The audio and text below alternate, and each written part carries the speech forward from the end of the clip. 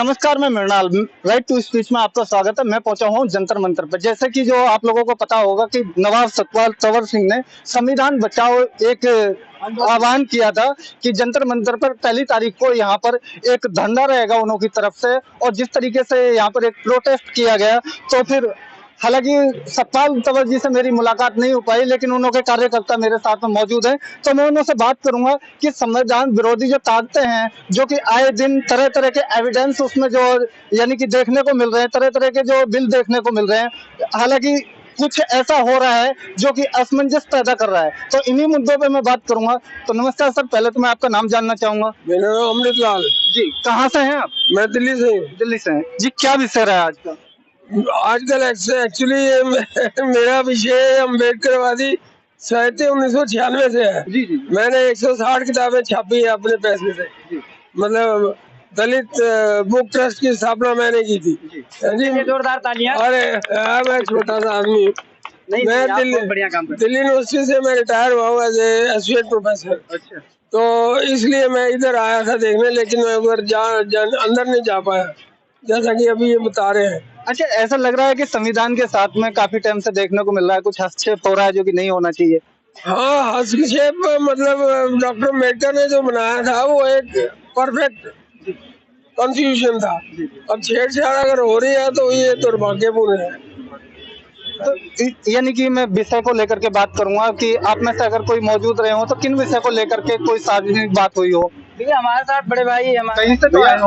अमेठी जिला से। अमेठी से आए हो, इतनी दूर आए हो, कोई तो विषय जो रहा होगा जिसको लेकर के अपने यहाँ पर जो यानी कि शामिल होना, उसका भी तो एक कारण है ना। तो आप अगर अमेठी से चलकर यहाँ तक आ सकते हो तो अपनी बात भी रख सकते हो। बिल्कुल। आज जो है नवाब सतपाल तंवर के समर्थन में जो संविधान महा आंदोलन का जो उन्होंने शुरुआत किया था, उसी में हम लोग जो है अपना सहयोग या अपना सपोर्ट करने के लिए आए हैं।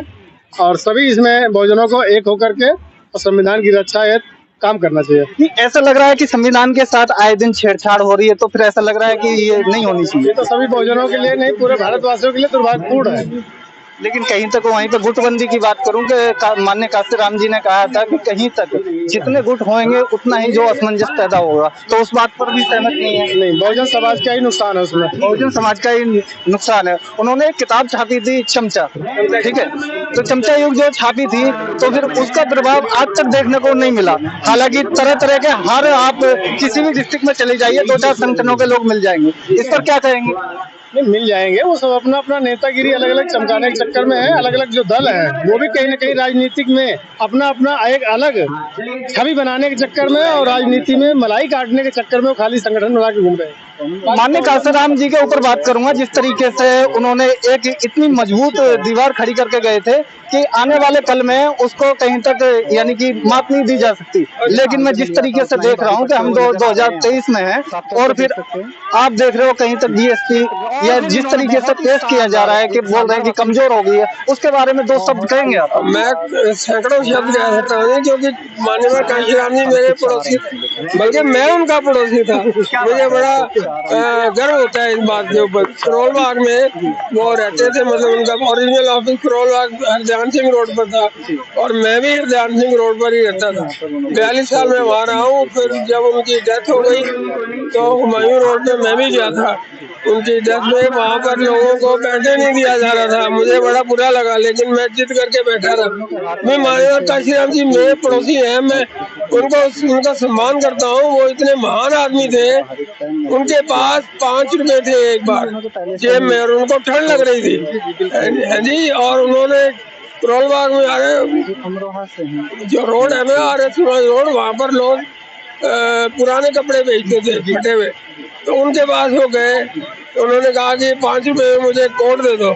तो जो कपड़े बेचने वाला था उसने कहा जी आपको 5 रुपए में कोट तो शमशान घाट से मिलेगा। मतलब जो कृषि सेमेट्री है वहाँ से मिलेगा। बिल्कुल, वो लेख सभी ने पढ़ा है, अभी भी जो छपा हुआ है, कहीं तक आप काशीराम जी को पढ़ोगे तो ये चीजें बड़े बड़े मोटे मोटे अक्षरों में हेडिंग्स के तौर पर पड़ी हुई है। नहीं, ये बीएसपी पे बात चल रही थी कि बीएसपी को लेकर के आने वाले कल में क्या देख रहे हैं, किस तरीके से पार्टी मजबूत होगी? पार्टी मजबूत तभी होगी जब ये सबको लेके चलेंगे साथ। युवाओं को मौका नहीं मिल रहा। देखिए, युवाओं को मौका नहीं मिल रहा है। साफ तौर पर मेरे साथ में करोल बाग से ही मौजूद थे और फिर अच्छे काशीराम जी से जुड़ी हुई विचारधारा के यहाँ पर जितने पर भी सदस्य हैं, सतपाल तंवर सिंह के जो ये लोग सब सपोर्ट में आए हुए थे यहाँ पर, और फिर जिस तरीके से सपोर्ट मिल रहा है, कितनी तादाद रही होगी यहाँ पर? मिनिमम 2-2.5 के आसपास लोग रहे।